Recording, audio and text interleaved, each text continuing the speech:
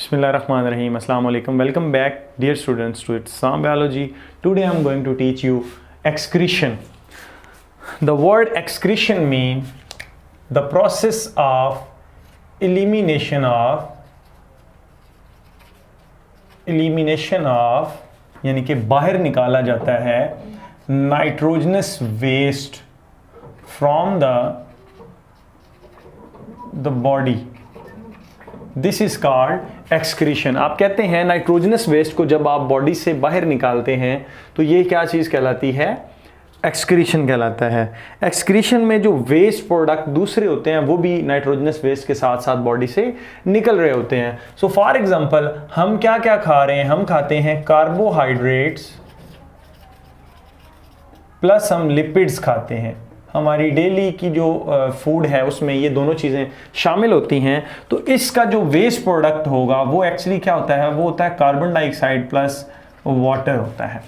इसी तरह से जब हम नाइट्रोजन कंटेनिंग कंपाउंड्स खाते हैं, फॉर एग्जांपल हमारे पास है दैट इज़ हम कहते हैं कि हमने मीट खाया, लाइक प्रोटीन खाई, और जो भी हम चीज़ खा रहे हैं उसमें डीएनए तो मौजूद है, प्लस हमने क्या खाया? न्यूक्लिक एसिड को जब इनटेक करते हैं, चूंकि ये दोनों चीज़ें जो है इनके अंदर नाइट्रोजन होती है, तो इसके रिजल्ट में क्या चीज़ बनती है?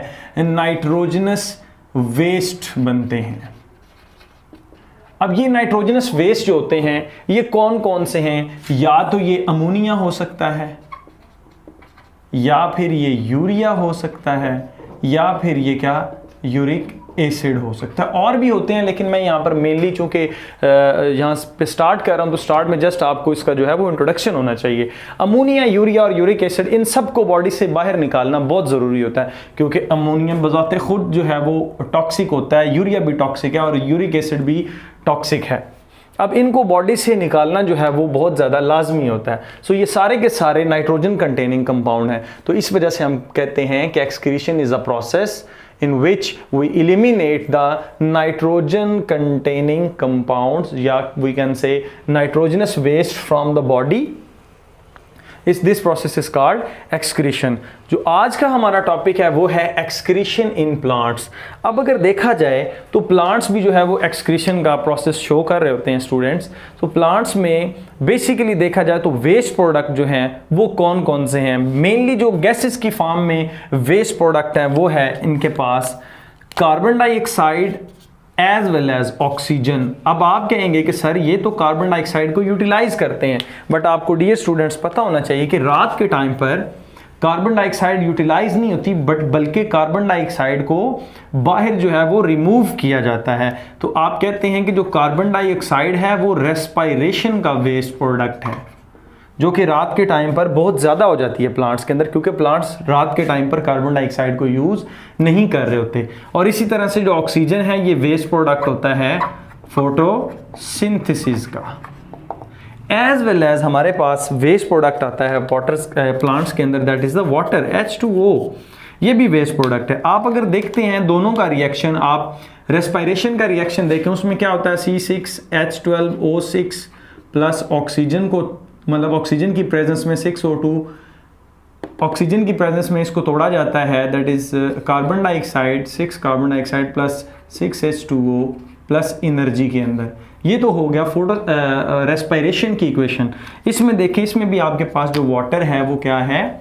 एक वेस्ट प्रोडक्ट के तौर पर आ रहा है, और यहाँ पर वेस्ट प्रोडक्ट के तौर पर कौन सी चीज़ आ रही है? Carbon dioxide.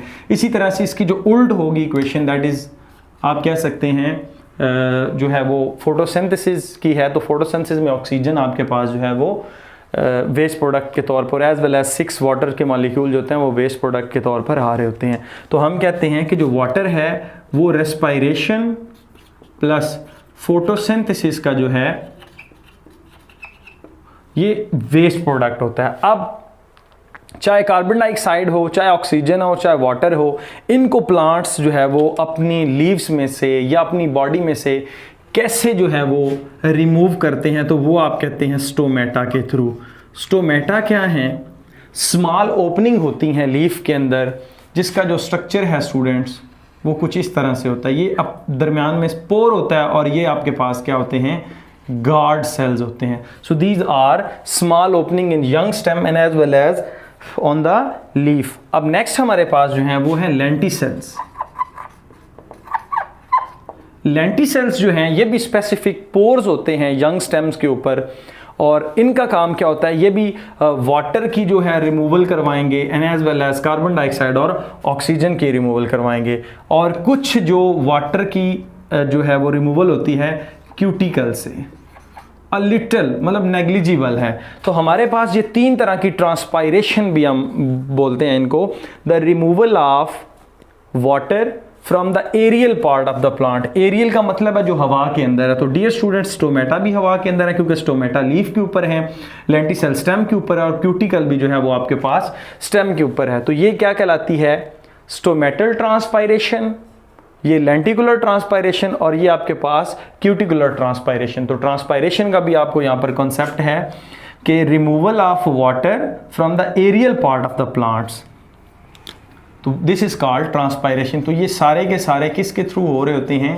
ट्रांसपायरेशन के प्रोसेस के थ्रू जो वाटर है वो लॉस किया जाता है बॉडी के अंदर से।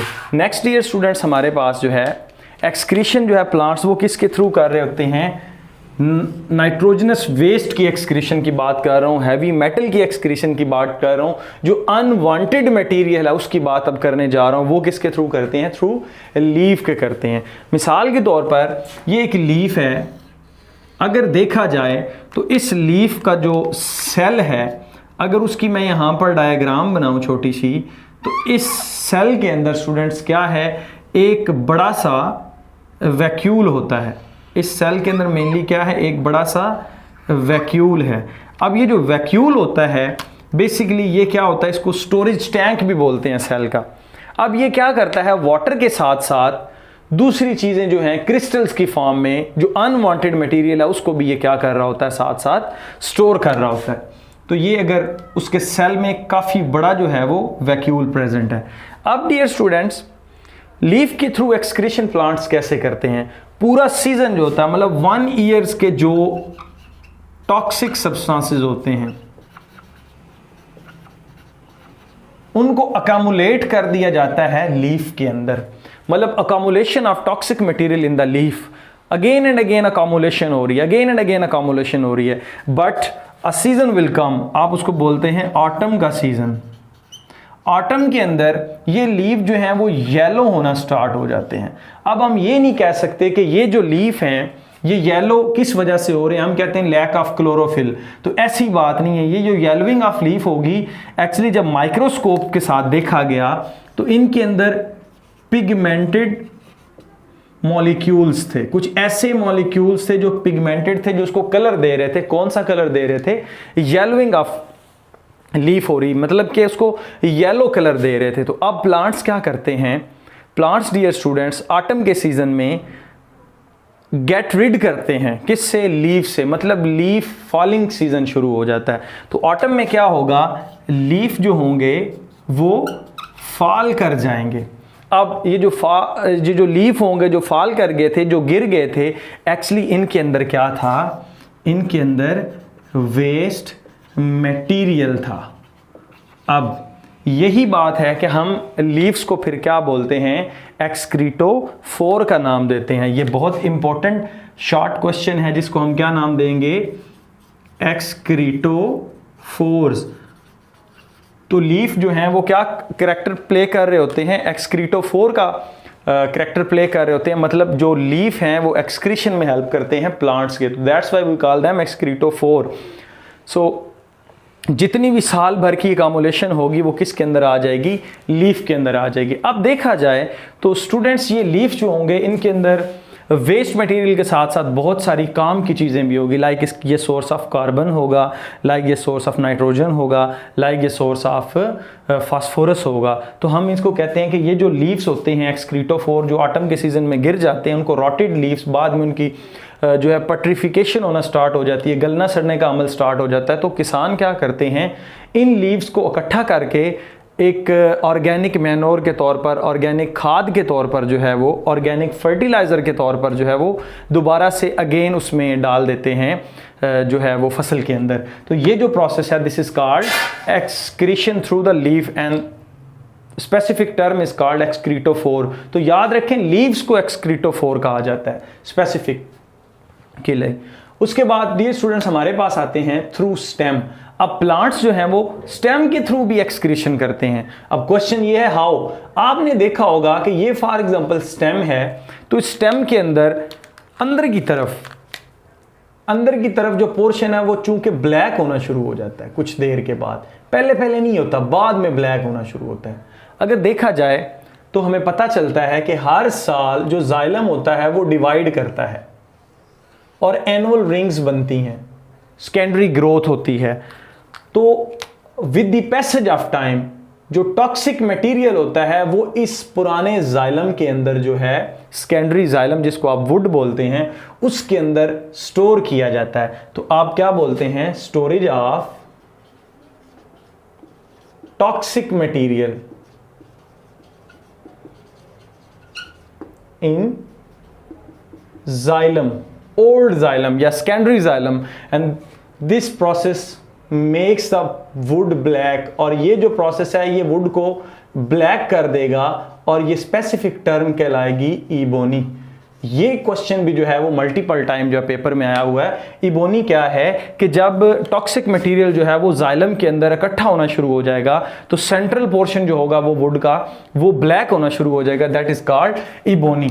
इसी वजह से जो काली लकड़ी होती है उस पर जो टर्माइट्स हैं या आप कह सकते हैं जो घुन लगता है लकड़ी को, जो लकड़ी को आप जो पेस्ट हैं या इंसेक्ट्स हैं जो वो खाते हैं, तो वो काली लकड़ी को नहीं खाते, क्योंकि इस काली लकड़ी के अंदर क्या होता है, इबोनी के अंदर एक्चुअली क्या होता है, टॉक्सिन्स होती हैं।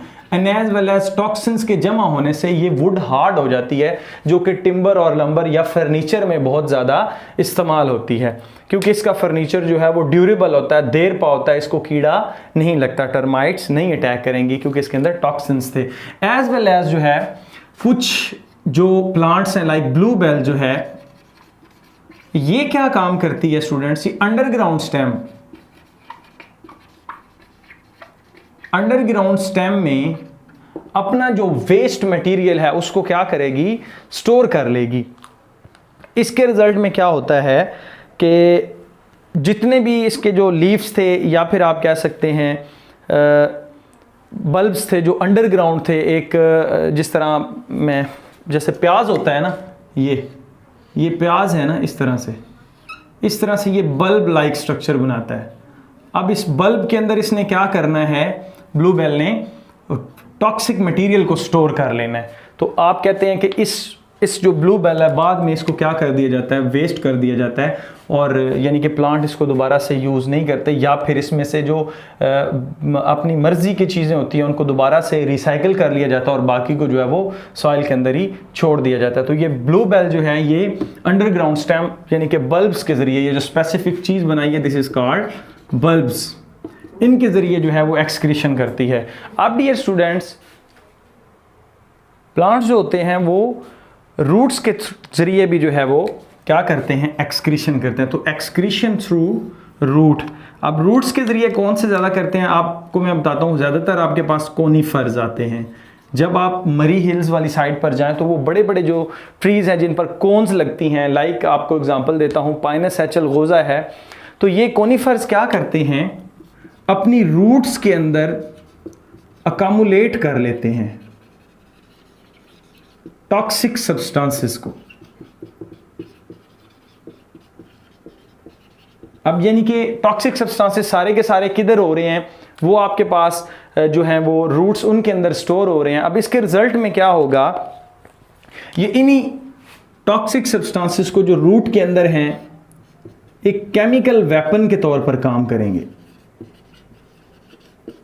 अब ये केमिकल वेपन क्या करेगा, यानी कि कुछ जो रूट्स होंगी उनको एक्टिव कर देगा अगेंस्ट द, यानी कि यहाँ पर दूसरे कोई भी आके पेस्ट वगैरह या फिर इसी तरह से डियर स्टूडेंट्स इंसेक्ट या फंगस या कोई भी इस तरह की जो चीज़ है वो यहाँ पर अटैक ना करे। तो ये केमिकल जो है वो वेपन के तौर पर काम करती हैं। एज वेल एज कंपिटिटर्स जो है, केमिकल वेपन अगेंस्ट कंपिटिटर्स।